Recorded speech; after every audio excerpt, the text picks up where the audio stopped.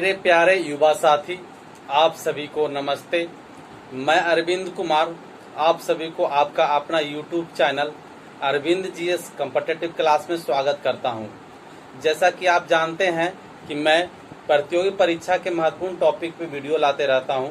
इसी की कड़ी में आज एक नया वीडियो है। इसमें मैं बीपीएससी, जैसा कि आप जान रहे हैं, बिहार में कई परीक्षाओं का रिजल्ट आया है और ऐसा लग रहा है कि अनलॉक प्रक्रिया भी शुरू हो गया है। और ये जैसे ही सारा अनलॉक हो जाएगा, उसके बाद बहुत ही जल्द जो पेंडिंग चल रहे हैं परीक्षा है, उन परीक्षाओं को लिया जाएगा। इसमें बीपीएससी का 67वीं बीपीएससी के नोटिफिकेशन बहुत जल्द आने वाला है। ये हो सकता है कि अक्टूबर नवंबर तक 67वीं बीपीएससी का पीटी का परीक्षा आयोजन करवा लिया जाए। तो यही इसी को देखते हुए मैंने बिहार बीपीएससी का एक बहुत ही इम्पोर्टेंट टॉपिक, बहुत ही पसंदीदा टॉपिक, मिथिला के कर्नाट वंशीय शासक के बारे में मैं लाया हूं। इससे बीपीएससी में हमेशा क्वेश्चन पूछा जाता है, इस बीपीएससी में भी हो सकता है इससे क्वेश्चन जरूर आए। तो देखिए, इसमें आप देखिए मिथिला के कर्नाट वंशीय शासक। अब मिथिला के कर्नाट वंशीय शासक की बात करें तो इसके बारे में पढ़ने से पहले आपको लोकेशन जानना चाहिए कि बिहार में यह कौन सा स्थान पे शासन कर रहे थे। तो जिस भी युवा साथी को बिहार का मैप क्लियर होगा तो उसको ये बहुत फायदा करेगा। अगर आप देखेंगे बिहार की इस तरह का मैप है, आप इस तरह से बिहार का मोटा मोटी मैप मैं बनाया हूँ आपके सामने। देखिए, पूरे बिहार को 9 प्रमंडल में बांटा जाता है। 9 प्रमंडल में एक प्रमंडल है तिरहुत प्रमंडल। आप तिरहुत प्रमंडल की बात करेंगे तो ये साइड आपका तिरहुत प्रमंडल कहलाता है। और ये तिरहुत प्रमंडल में जो जिला है उसमें आप देखिएगा तो जिला का लोकेशन देखें तो ये आपका हो गया पश्चिमी चंपारण, उसके बाद हो गया पूर्वी चंपारण के बाद शिवहर के बाद सीतामढ़ी के बाद आपका मुजफ्फरपुर के बाद वैशाली। अर्थात आप देखिए यहाँ पे लिखा हुआ भी है। देखिए, तिरहुत क्या है, बिहार के 9 प्रमंडल में से एक है तिरहुत। इसके अंतर्गत कौन कौन से जिले आते हैं तो पश्चिमी चंपारण, पूर्वी चंपारण, सीतामढ़ी, शिवहर, मुजफ्फरपुर, वैशाली, ये सब जिला इसके अंतर्गत आते हैं। ओके, इन्हीं सब क्षेत्रों में कर्नाट वंशीय शासक शासन करते थे। ओके, कर्नाट वंशीय शासक इस शासन कब से शुरू होता है और कब तक चलता है, इसके बारे में भी पहले आप समझ लें। ओके, हमने लोकेशन देख लिया कि बिहार के इस पार्ट में कर्नाट वंशीय शासक था। ये पार्ट मिथिला कहलाता था। मिथिला के अंतर्गत ये पार्ट अर्थात उत्तरी भारत के बहुत सारे पार्ट आ जाते हैं। और साथ ही साथ आप देखिएगा तो नेपाल के भी कुछ क्षेत्र मिथिला के अंतर्गत आते हैं। ओके, तो वो क्षेत्र में इनका शासन था। उस समय नेपाल का भी कुछ क्षेत्र इसके अंतर्गत आते थे। ओके, अब देखते हैं कि क्या है। देखिए, जो मैंने कुछ लिखा हूँ, ये इससे आपका एक बहुत ही कॉन्सेप्ट क्लियर होगा। उसके बाद आप इस चीज को बहुत बढ़िया से समझ पाएंगे। देखिएगा, 11वीं शताब्दी के अंत में कर्नाट वंशीय शासन का स्थापना हुआ। कर्नाट वंशीय शासन कार्यकाल चल रहा था। अगर आप दिल्ली में देखेंगे, मध्यकालीन भारत के इतिहास का थोड़ा बड़ा नॉलेज होगा तो आप देखेंगे कि दिल्ली में सुल्तानों का सल्तनत काल का आरंभ हो रहा था। उसी समय इसकी स्थापना हुआ। ओके, ये इसके संस्थापक कौन थे? कर्नाट वंशीय शासन के संस्थापक कौन थे? अगर इसके संस्थापक की बात करें तो नानदेव। ये क्वेश्चन कई बार बीपीएससी में पूछ चुका है, डायरेक्ट यही क्वेश्चन कि कर्नाट वंश के संस्थापक कौन है? नानदेव। ओके, यही क्वेश्चन आपसे पूछ चुका है। ओके, इसके बाद बात करें तो इसका क्षेत्रफल कहाँ है? इसका क्षेत्र की बात करें तो मिथिला क्षेत्र। अब मिथिला क्षेत्र में कहा तिरहुत, और तिरहुत के बारे में मैंने बता दिया कि तिरहुत के अंतर्गत कौन कौन से जिला आते हैं। ओके, देखिए, नानदेव ने क्या क्या काम किया, इससे भी क्वेश्चन आता है। नानदेव ने अपना राजधानी सिमरावगढ़, जो आज के डेट में नेपाल में स्थित है, में बनाया था। इन्होंने अपना राजधानी कहाँ बनाया? सिमरावगढ़। ये बहुत इंपॉर्टेंट है, इसको याद कर लीजिएगा। सिमरावगढ़ ये नेपाल में स्थित है। ओके, नानदेव के उत्तराधिकारी गंगदेव था।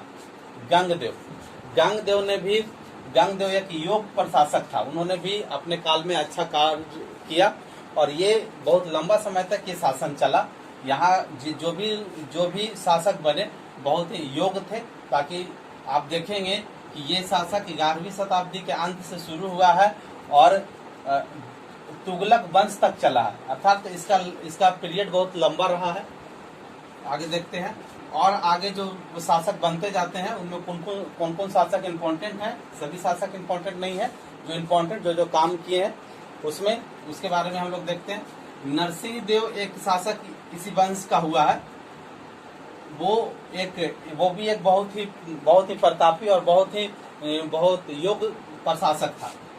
नरसिंह देव के समय बख्तियार खिलजी ने सैन्य अभियान किया था बख्तियार खिलजी ने। अब हम जानते हैं कि बख्तियार खिलजी कुतुबुद्दीन ऐबक का सेनापति था। वो बिहार के क्षेत्र में आकर के बिहार में आक्रमण भी किए और बिहार में अपना एक साम्राज्य विस्तार किए। ओके, तो ये बिहार के अभियान किया था किसके समय? नरसिंह देव के समय। ओके, आपसे ये क्वेश्चन डायरेक्ट पूछ सकता है कि बख्तियार खिलजी के अभियान के समय कर्नाट वंशीय शासक कौन था? नरसिंह देव। ओके, बंगाल के साथ संग देखिए, जब बख्तियार खिलजी आक्रमण कर रहा था उस समय कर्नाट वंशीय शासक नरसिंह देव था। नरसिंह देव ने क्या किया? बख्तियार खिलजी को सहयोग किया था। बख्तियार खिलजी को सहयोग क्यों किया था? क्योंकि उस समय जो बंगाल का शासक था, बंगाल के शासक से नरसिंह देव को हमेशा संघर्ष चलता रहता था। तो नरसिंह देव को लगा कि अगर बख्तियार खिलजी आ जाएगा तो बंगाल के शासक को वो कंट्रोल कर लेगा, जिसके कारण ये बख्तियार खिलजी को सपोर्ट किया। ओके, बंगाल के संघर्ष होने के सारे शासक बंगाल पे आक्रमण करते थे, बंगाल पर अभियान करते थे बंगाल को कंट्रोल करने के लिए। और बंगाल के रास्ता में ही बिहार पड़ता है, बंगाल जाने के रास्ता में बिहार पड़ता है। तो कई शासक बिहार से होकर के जाते थे तो भी बिहार में कोई आक्रमण करते थे और कुछ अगर इसका नजराना देना जारी रखा तो छोड़ देते थे। तो कई कर्नाट वंशीय शासक बहुत तेज थे, वो नजराना देना स्वीकार किया लड़ने के बजाय। तो इन्होंने नजराना देता रहा, जिसमें एक राम सिंह देव भी दिल्ली सुल्तानों को से सुरक्षित रखने के लिए प्रांतपतियों को बिहार में प्रांतपति नियुक्त करते थे। ये मुल्क कहा जाता था, ये मजदूर मुल्क, इसको नजराना देना होता था। अगर इसको नजराना देता रह गया तो उसके अंतर्गत जो भी छोटे छोटे शासक है वो सुरक्षित रहते थे। अगर नजराना नहीं देता था तो फिर जो दिल्ली का सुल्तान जो होता था उस पर आक्रमण करता था। तो कर्नाट वंशीय जो भी शासक थे वो तेज थे, है ना, वो नजराना देना स्वीकार किया लड़ने के बजाय, उन्हें नजराना देता रहा। फिर बाद में कर्नाट वंशीय शासक चलता रहा, शासन समानांतर चलता रहा। कर्नाट वंशी बिहार का तिरहुत क्षेत्र ही नहीं कहिए, बिहार का उत्तरी बिहार का लगभग क्षेत्र पर कर्नाट वंशीय का शासक था। वो इसलिए था क्योंकि वो दिल्ली सुल्तानों को अपना नजराना देता रहा समय समय पे। बाद के सुल्तान जब तुगलक वंश आता है, तुगलक वंश का जिसका नाम था गयासुद्दीन तुगलक। आप देखे होंगे दिल्ली सल्तनत में एक है गयासुद्दीन तुगलक।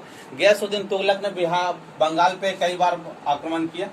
बंगाल के अभियान से लौटते समय इन्होंने तुगलक वंश का गयासुद्दीन तुगलक बंगाल से जब लौट रहे थे तो तिरहुत पर इन्होंने सैन्य अभियान किया। इस समय जो शासक था उसका नाम था हरि सिंह।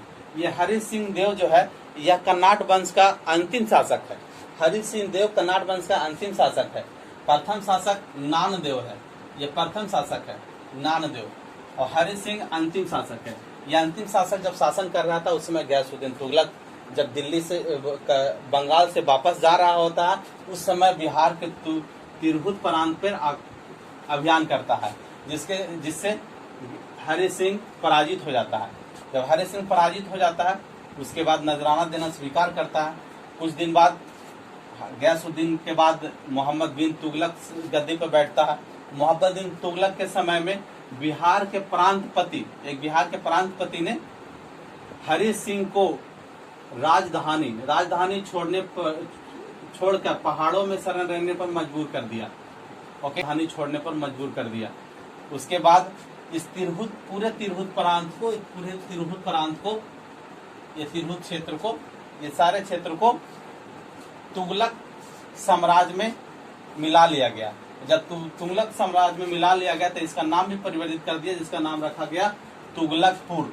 ओके, तिरहुत क्षेत्र को तुगलक साम्राज्य में मिला लिया गया तथा इसका नाम रखा गया तुगलकपुर रखा गया। ओके, इसका नाम तुगलकपुर रखा गया।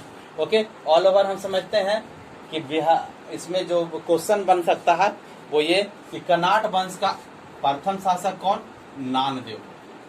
कनाट वंश बख्तियार खिलजी के समय शासक कौन? नरसिंह देव। ये सब इंपॉर्टेंट क्वेश्चन बन सकते हैं जिससे बीपीएससी में क्वेश्चन बनता है और बनेगा ही। इस वर्ष बहुत ही ये पसंदीदा टॉपिक रहा है इस वर्ष। ओके, तो आपने इस वीडियो को देखा तो मुझे ऐसा लगता है कि आपको कनाट वंशीय शासक को बहुत अच्छा से समझ में आ चुका है। चलिए, इसी तरह से आप देखते रहिए। पूरा वीडियो देखने के लिए बहुत बहुत धन्यवाद। और अंत में आइए, अंत में चलते चलते मेरे वीडियो को लाइक कीजिए, कमेंट कीजिए, शेयर कीजिए। अगर इस वीडियो चैनल पे नए नए आए हैं तो सब्सक्राइब कीजिए ताकि आपको मेरे हर एक वीडियो का नोटिफिकेशन आसानी से चला जाए। चलिए, बहुत बहुत धन्यवाद।